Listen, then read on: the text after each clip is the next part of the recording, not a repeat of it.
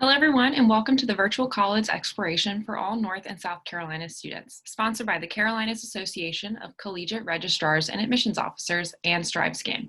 Thank you for joining us. A few housekeeping announcements before we get started.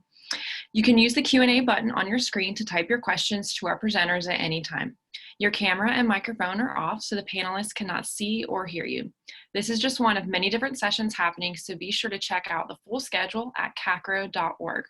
This presentation is being recorded and will be available within about a week on the same website. That's CACRAO.org. And now I'd like to turn it over to our presenters. Hi, everyone. Let me get our presentation pulled up. So welcome to our panel. This is private schools, more affordable than you think. I hope that we are able to share some valuable information with you guys today. So first of all, we're all going to introduce ourselves, starting with Lauren. Hello, everyone. My name is Lauren Francis, and I'm an admissions counselor at Converse College. And if you need to contact me, just email me right there. Hi, I'm Elizabeth Purdy. I'm an admissions counselor at Salem College. My email is also there. Hi, everyone. My name is Tracy Harrison. I'm the Associate Director of Admissions at Emory and Henry College. My name is Devaney Hemingway, and I'm one of our Assistant Directors of Admissions at Queen's University of Charlotte. Hi, my name is Corey Deal, and I'm an admissions counselor here at Brevard College in Brevard, North Carolina. Hey, my name is Hunter Kirby. I'm one of the admissions counselors at Lewisburg College in Lewisburg, North Carolina. Hey everyone, my name is Ibrahim Ba. I am the Director of Financial Aid at Shaw University in Raleigh, North Carolina. Right, so before we start, we just wanted to share this video with you guys today, so. We all know a college education is valuable, but paying for it can be daunting. Take a deeper look and you'll find in many instances, a private education is as affordable as a public one. Public school tuition is subsidized by taxpayer dollars, but the schools offer few scholarships. Private schools often have a higher tuition, but use a combination of grants and privately funded scholarships to offset costs. Here's an example of how a student with above average testing and grades compares at an in-state public institution versus a private school. You can see at a four-year public school, in-state tuition plus room and board totals about $19,500 per year, while private tuition with room and board costs about $44,000 per year. But with merit and need-based aid provided by the institution, as well as a state grant specifically for North Carolina private schools, the direct cost of a private education is only nominally higher than a public one. In the end, there's no question college certainly costs money, but don't mistake cost and value. The incredible value of a private education includes award-winning faculty mentors, meaningful internships, study abroad opportunities, and lifelong connections. Can you really put a price on that? All right.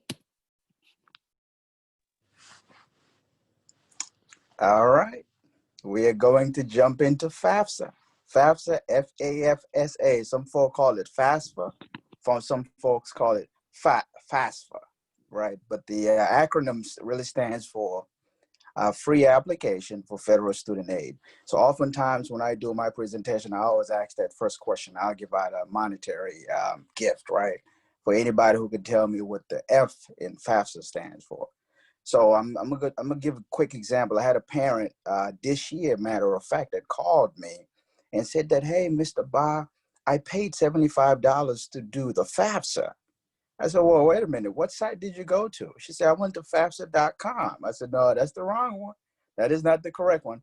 So I said, you need to call them back and get your money because the F in FAFSA stands for free, right? And so in order for students, of course, to access any kind of federal aid, they would have to complete a FAFSA, right? Unless, of course, if you were doing a parent plus loan. So in order to do this, first, you want to get a federal student aid ID, right? You want to create one, and it typically takes about 3 to 5 days for that information to come back to you once you complete it. And it's not only for the student, however, the parent also must create a FSA ID because that's the way they can electronically sign the student's FAFSA, right? So once that's completed, you know, in 3 to 5 days, because they have to run it through several government agencies to ensure that this is the correct person that's applying for this, then they would send that person an email that they provided, letting them know that it's time for them to go ahead and complete their FAFSA. Now, one of the cool things that we've had with respect to FAFSA for the last few years has been the app. There's an app for FAFSA as well, right? It's called My Student Aid mobile app, right? My Student Aid. This is one of the quickest ways that you can go about completing your FAFSA. And so once you've gotten your FSA ID username and password back, then you can begin completing the process. Now, what you want to make sure is, you know, you have all the documentation or the correct information to put in the system, right? So one of the things that we encourage students to use is the IRS data retrieval tool. Now, mind you, FAFSA for the upcoming school year for 2021, 2022 is available as of a few days ago, October the 1st, right? So you can begin completing your FAFSA information and using the taxes from 2019, right? So it's 2 years behind. So the IRS data retrieval tool is really cool because it allows for the students to go ahead and put the information without almost always being selected for verification. There's a 30% typically that the federal government selects at each institution. So doing an IRS data retrieval tool kind of diminishes the chances of you being selected. Now, once a student is selected for verification, it's not a bad thing. They just need to provide the supporting documentation, right? So the CPS system selects the students and saying, hey, we need to see your taxes in a verification worksheet, for example, that you need to submit to us. The financial aid office go ahead and complete that information, right? If there's any corrections that need to be made, we would make the correction and then send it back to the CPS system and wait for a new FAFSA or ISER to come in.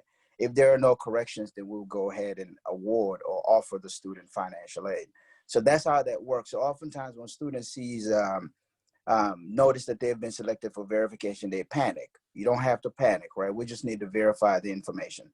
So once all the information is verified, then of course, we know what your expected family contribution is, and then we can go ahead and begin the offer process, right? And so, and we can go to the next slide, and I will talk about the Pell Grant. So this is the federal grants that you would get. So Pell is automatic, right? So based on what your expected family contribution is, you know, that a Pell amount will populate in almost all of the systems, right? And then, of course, for students who complete their FAFSA early, there's priority that's given to those students, right? So, for example, the Supplement Opportunity Grant, we give that to the students who completed the earliest. And of course, they would be the neediest student.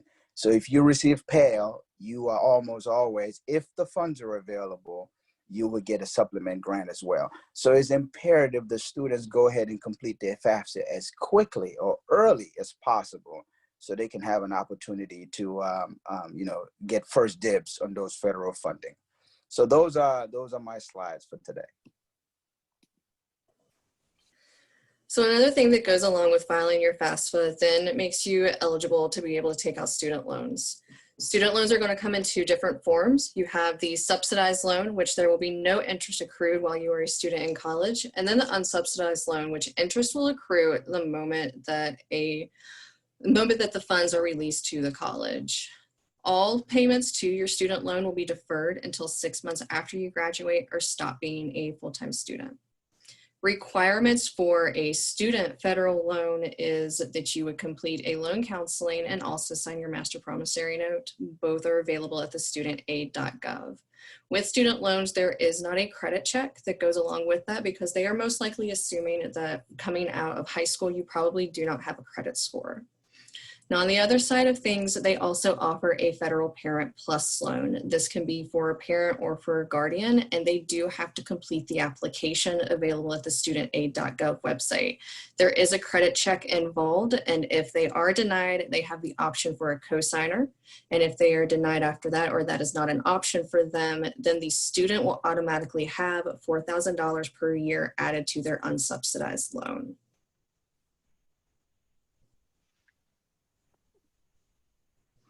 I'm going to talk about some of the state aid that's offered to students. So for North Carolina, we have the North Carolina NeedBased Scholarship. Now this is for North Carolina residents who are attending a private North Carolina college or university. And first things first, you have to complete the FAFSA, and you may qualify for this need-based scholarship based on your EFC number. Now the amount can range from $0 to a little over $8,300, and that amount tends to increase a little bit every year. And then there are different levels. So if you're a part-time student, you're not going to get as much as a full-time or a full-time plus student. A full-time plus student is anyone taking 15 or more credit hours per semester. And you can establish your North Carolina residency at ncresidency.org. South Carolina has a few more options than North Carolina does. The first one is the HOPE Scholarship, and it's a $2,500 scholarship plus a $300 book allowance. And to qualify for this, a student must graduate with a 3.0 cumulative high school GPA in your first year in college. If you do really well, if you can complete 30 hours with a 3.0 GPA, you can apply for the Life Scholarship. Life Scholarship is a $4,700 scholarship plus a $300 book allowance. And in order to meet this scholarship straight out of high school, you have to get at least a 3.0 high school cumulative GPA, or an 1100 on the SAT, or a 24 on the SAT, or you can graduate in the top 30% of your class. For the Palmetto Fellow Scholarship, it's an increase on the Life Scholarship, so that's up to $6,700 for your freshman year, and it can increase up to $7,500 your sophomore through your senior year. And you need your high school counselor to help complete this application, so make sure you get in touch with them, make sure you're on track to meet those deadlines, which are listed below. And the requirements for this are a 1200 on the SAT or a 27 on the ACT. You'll also need a 3.5 cumulative GPA in high school and graduate in the top 6% of your class. Or you can hit a 1400 on the SAT or a 32 on the SAT and receive a 4.0 cumulative high school GPA. And then the South Carolina tuition grant, if you are able to demonstrate financial need, which is going to be based on that FAFSA and the EFC number, you can receive up to $3,300 per year.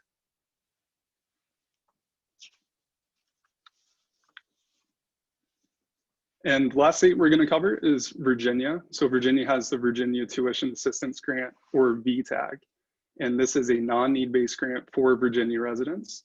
You have to be a full-time student participating, attending a participating private college or university in Virginia. And last year, the estimate was a little over $3,200. And lastly, we have the Virginia College Transfer Grant. This is a $1,000 grant if financial need is demonstrated, and you have to be a Virginia resident who graduates with an associate's degree from a Virginia community college. So if you finish up in the spring semester, you would need to attend a participating four-year Virginia school that next semester.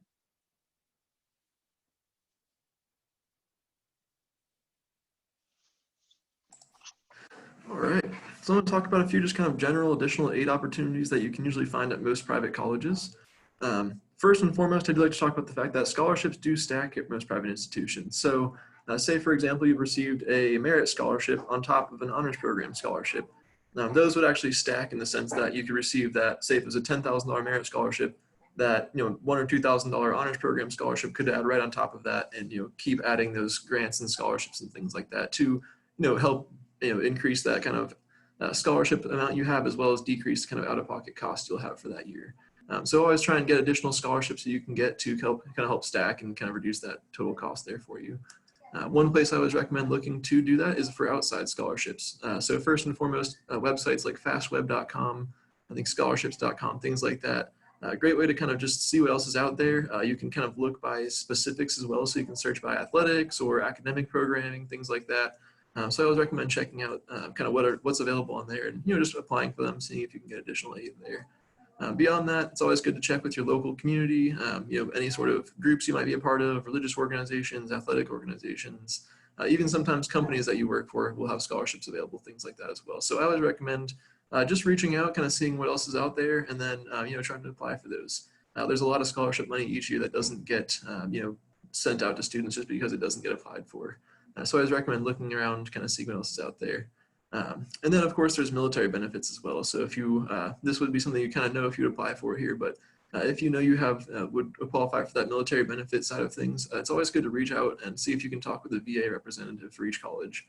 So if you're interested in any one of our colleges, reach out. I believe we all have a VA representative available for you. So just reach out to us. We'll get you in touch with them. They'll kind of outline what that process would look like, what you would need to get that submitted, and kind of what aid would be available for you there as well. And then, of course, last but not least is work-study opportunities. So we should all have, work-study opportunities available as well, I believe. So that would be a great way to, get involved on campus. There's a lot of different, opportunities available within work-study as well, from, oftentimes athletics all the way to, admissions usually needs help as well. So it's always worth reaching out and kind of, looking around and seeing what's available for work-study as well. And then, of course, if you ever have any questions about this, ever have any doubts about where to find scholarships, things like that, most importantly is to reach out to your admissions counselor. We're always here to help you answer those questions, find additional aid, things like that. So reach out to us, let us know, and we're here to help you with that. All right, so the fun stuff. So institutional aid. These are scholarships that you typically do not have to repay, which are grants and scholarships. And these are the best types of financial aid. So grants and scholarships that you need to look out for are talent scholarships. So if you're interested in the arts, music, theater, musical theater, maybe you're interested in drama, definitely look out for talent scholarships at your school that you're applying to. Also, endowed academic scholarships, those are typically awarded upon acceptance. So check with your admissions counselor about those. They offer merit scholarships, need-based scholarships, athletic scholarships, honor scholarships, and more. So definitely get in contact with your admissions counselor or the financial aid department and see what scholarships and grants they offer at that institution, because that'll be your best avenue for success with financial aid.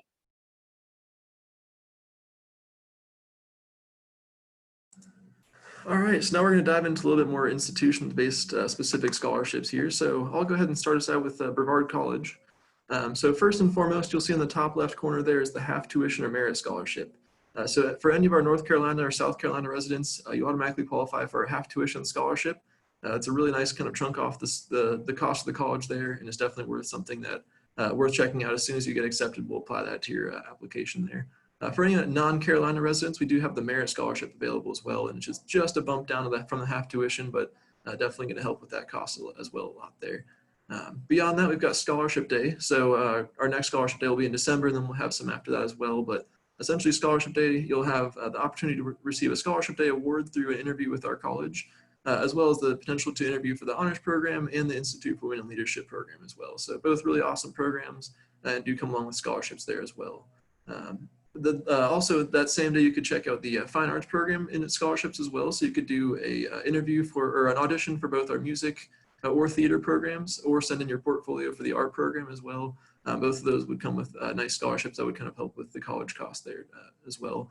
And of course, you could check out the drumline scholarship if you're more interested in that percussion side of things. That side of things, here we are getting the drumline going for all of our kind of home athletic programming.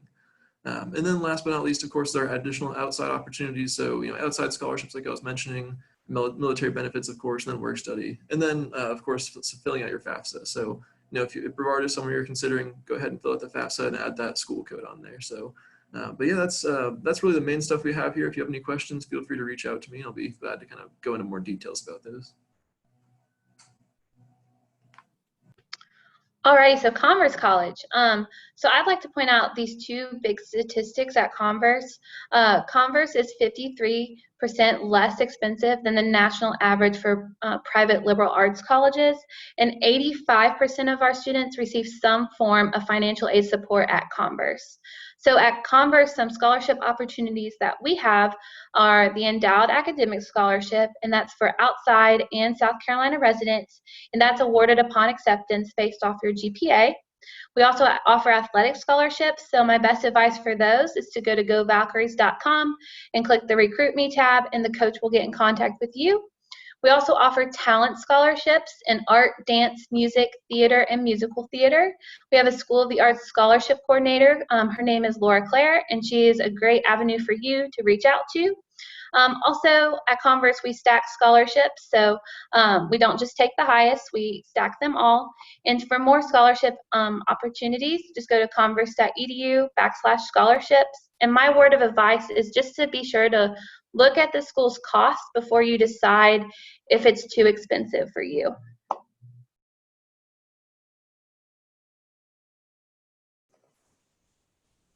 All right, so for Emory and Henry College, 100% of our students receive some sort of financial aid, starting with our Academic Merit Scholarship. This is going to be awarded at the time of acceptance and based on a student's high school GPA. It runs from $10,000 to $23,000 per year, and that's for all 4 years, as long as you maintain good academic standing and are a full-time student. Our LIFT scholarship program is need-based and will be eligible to students who are also eligible for federal Pell, and it is based on a percentage of how much Pell eligibility. So we do have a lot of students that this covers a good portion of their tuition, fees, room and board. Our legacy grant is available for any of our students that they have siblings, parents, or grandparents that have previously attended Emory and Henry College. We also offer performance and affinity scholarships. All of these groups have a separate application, and they also have rolling interview audition throughout the year up until March 1st. Visual and Performing Arts will be our art department, music department, and theater department. We offer equine scholarship for our 3 equestrian riding teams, pre-health, STEM, cheer and dance, marching band, outdoor program, and also our men's and women's rugby teams.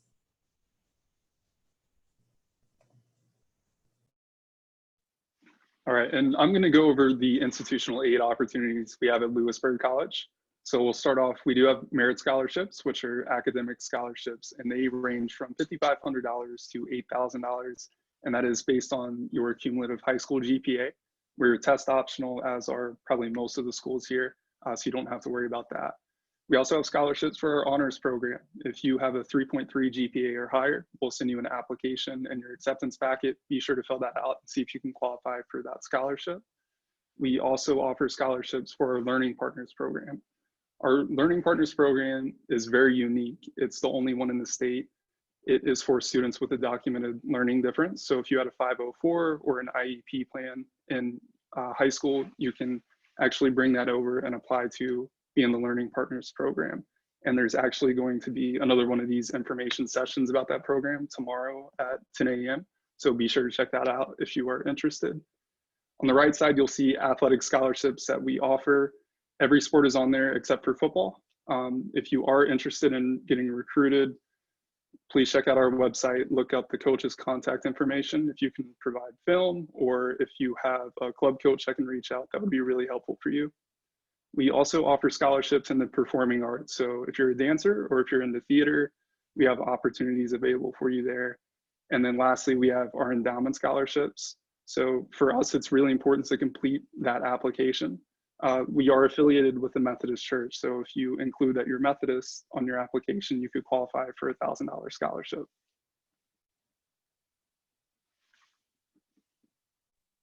Right, so at Queen's University of Charlotte, we're going to offer a lot of the same things as you previously heard, but we offer merit-based scholarships that range everywhere from $8,000 to a full tuition paid presidential scholarship.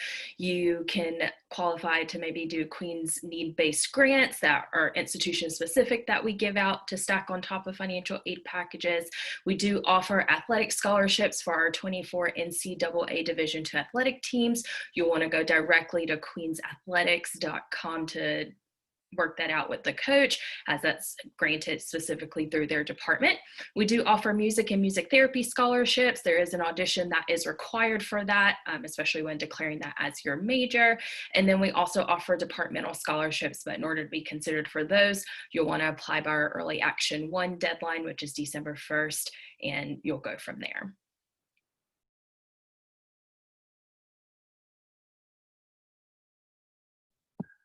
All right, I'm going to talk a little bit about the scholarships we offer at Salem College.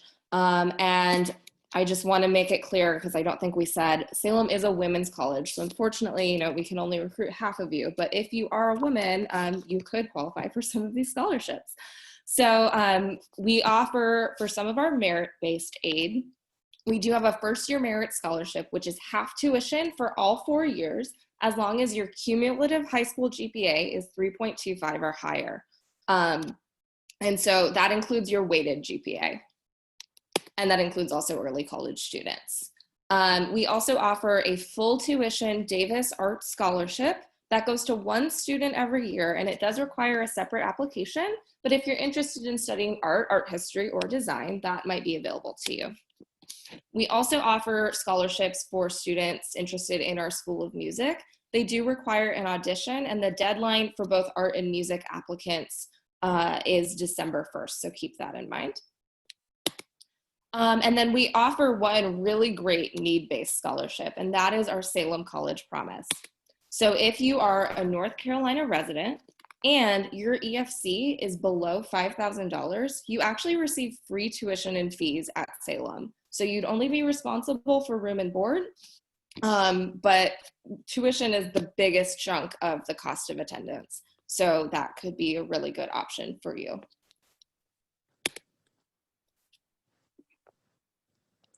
All right. When you apply to Shaw University, when you apply for admissions to Shaw University, you are automatically eligible for anywhere from $3,500 to cost of attendance, to direct cost of attendance, right? So we have 6 different type of grant and aid. They're grant and aid. You can receive this dollar amount for up to cost of attendance, direct cost of attendance. We have the Shaw Promise Grant, which is anywhere 2.0 to 2.49 GPA, $3,500. We have the Shaw Up Grant, 2.5 to 2.99 for $5,000. We have the Shaw Bears Grant, 3.0 to 3.29. And if you notice that we also have SAT scores that's attached to the Shaw Bears Grant, right? So in other words, you can either have the 3.0 to 3.29 or the SAT or ACT scores to be eligible for that dollar amount. And it is at this Shaw Bears Grant level that we can actually match, right? We have matching. So if a student receives scholarship somewhere else and they want to come to Shaw and their scholarship at the other school is more, we can match their scholarship, starting with the Bears Grant. We also have a Golden Opportunity at $10,000, an Inspire Grant at $15,000, and of course, the Founders Grant at $24,994, which is our tuition fee, room and board cost. We also have athletic scholarships. We are part of the CIAA Division II, football, soccer, softball, men and women basketball. We have men and women tennis, outdoor, volleyball, men and women cross country, and women's bowling. We also have endowment scholarship that we award to students in the back end. Of course, if they meet the specific criteria, we will give it to those students. And then they will see it in their offer letters. And additionally, there are other scholarships that are available that will help defray students' balances should in case they need additional funding to cover their balance. So that's what we have at Shaw University. All right, so you heard a little bit about how each of us help to make attending a private school affordable. Now let's go ahead and switch the narrative and talk about the value of the investment. One of the unique opportunities about this is the small classroom sizes. That means you're faced with the name in the classroom rather than a face in an auditorium room full of people. So that really enables your professors to build that relationship with you and for you to also build those relationships with your professors. You have the opportunity to gain mentorship from your award-winning faculty who are often on staff. You also have the opportunity to go about and building intentional relationships that not only last during your time at the particular institution, but afterwards. With these relationships, you're able to build relationships with your classmates. These are people you'll be in the classroom with, people you may stay in the dorm rooms with, some you may be on sports teams with, etc. Your professors who are really going to help leverage their connections to get you where you want to go. And then also the support staff on campus, whether that's from student life, whether it's the organizations that you're involved in, or even the people, even our cafeteria staff and things of that nature. So you're just really a person. And with the meaningful internships, there's a unique with that is that with every institution that is listed here today, we have a specific point person or specific office that works with finding the internship opportunities that will help you be able to market that on a resume following your time in college. And then there often are study abroad opportunities. Some of us are located just a short distance away from the large city, which often brings international airports. So that enables you to get that global perspective from the classroom, as well as what you're learning from everyone around you. And then last but not least, you get the lifelong connections. These connections enable you to, again, utilize these long after your time in undergraduate is concerned. And can you really put a price on that value? All right, so just to kind of summarize today, we have a list of resources for all of you guys. So first of all, if there's one takeaway from today, it should be fill out your FAFSA. And so you can find that on FAFSA.gov. That's going to open up a lot of scholarship opportunities for you. The federal government also publishes student aid resources at studentaid.gov/resources. You can find more information about North Carolina in-state scholarships at the College Federation of North Carolina. For South Carolina in-state scholarships, you can look at the South Carolina Commission on Higher Education. Here we have some outside scholarship websites and apps that might be useful to you guys. So we have fastweb.com. That's probably the oldest one. That was around when I was going to college. We have College Board Big Future. They have lots of scholarships listed there. The Sallie Mae Fund, as well as the Scholly app. These are all going to have nationwide scholarship competitions that you can apply to. And then also just be sure to check for local outside scholarships within your churches, your community organizations. Sometimes family members, employers will have scholarships available.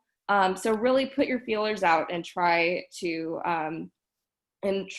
land some of these, because they will end up giving you a lot of options as far as where to go to college.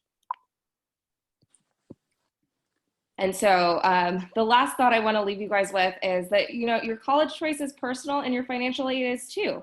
So a private college might be the best fit for your personality. Even if the initial tuition price is kind of scary, you shouldn't let it stop you from applying, because there are so many resources available at private schools that could really help defray the costs a lot.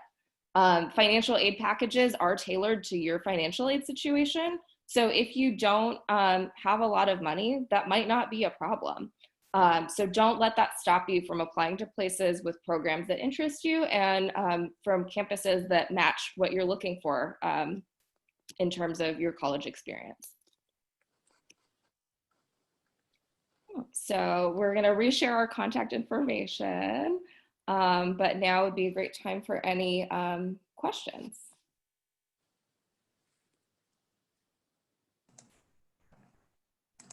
Looks like we did have one come in a little bit earlier on, and they were asking, can you apply for a music scholarship even if you are not going to study it in college?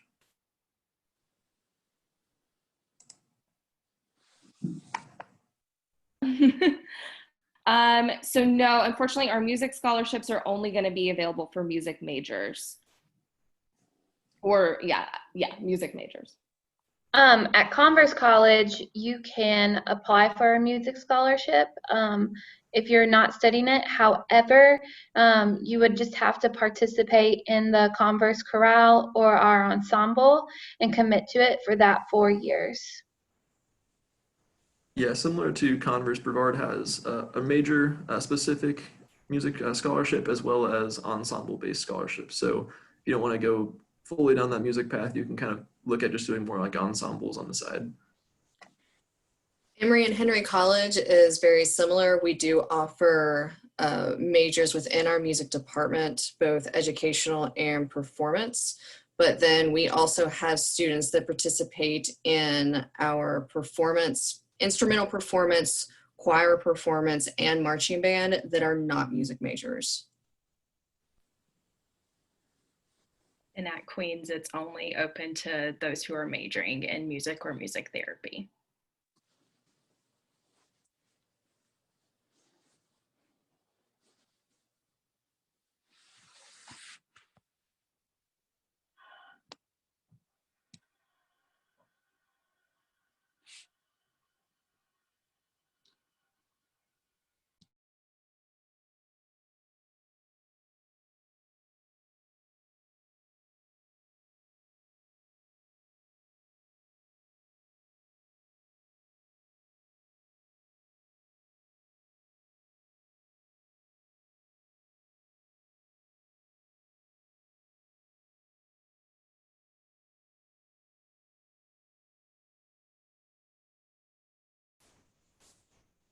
So we do still have some time if any of our panelists would want to mention any questions that you all typically get when speaking with families regarding financial aid that we haven't been able to cover within our slides. The only thing that I would like to add, I deal with a lot of students that are the neediest, if you will. 80% of our students at Shaw University are Pell eligible, right? And so oftentimes there's special circumstances that exist in the household. And students do not necessarily give up that information initially. And so, but once you have, once you counsel the students, you will notice that they are eligible, for those special circumstances, like a loss of a job, illness in the house, from the parent. So even though your EFC came out to be, just an example, $4,000, but with the special circumstances form that can be filled out can actually brought your EFC all the way to zero, right? Which will give them the opportunity to get more dollars in Pell. And so it's just, talk to your financial aid counselors if you have any of those issues, and they'll provide you with a form that they will do, that they will process, so your eligibility can, you can have more money in Pell as opposed to where you probably might be at that moment. So that's another thing that I also wanted to mention.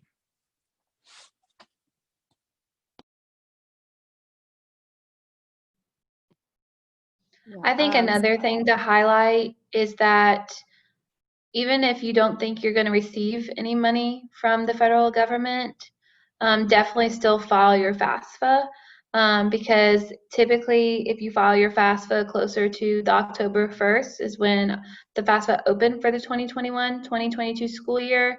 You typically will receive that offer letter sooner if rather than waiting longer. So try to get your FAFSA in. It takes maybe 30 minutes to complete. So just get that in ASAP. That way you can get your offer letters from colleges.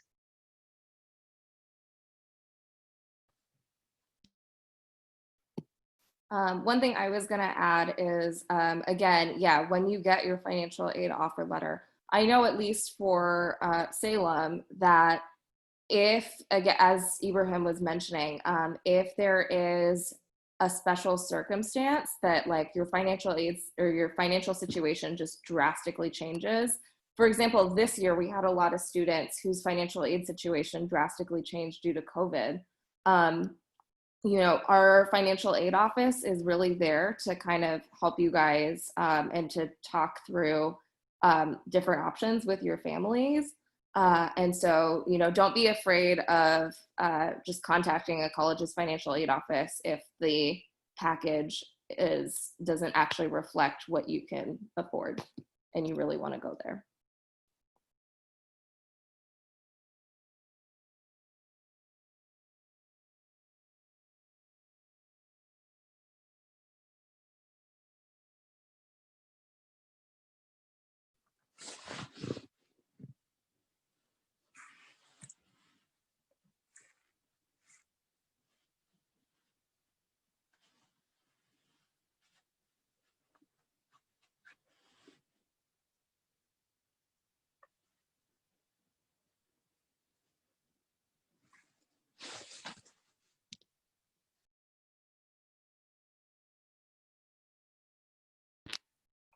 All right, everyone, thank you for joining us today. When you close this window, there'll be a link to a very quick 4-question survey. We'd really appreciate your feedback on this session. This will also be one of many sessions, so be sure to sign up for additional sessions at CACRAO.org. In a week, you'll be able to find this along with other recordings of other college sessions at CACRAO.org. That's CACRAO.org. Thanks so much. We hope you enjoyed it.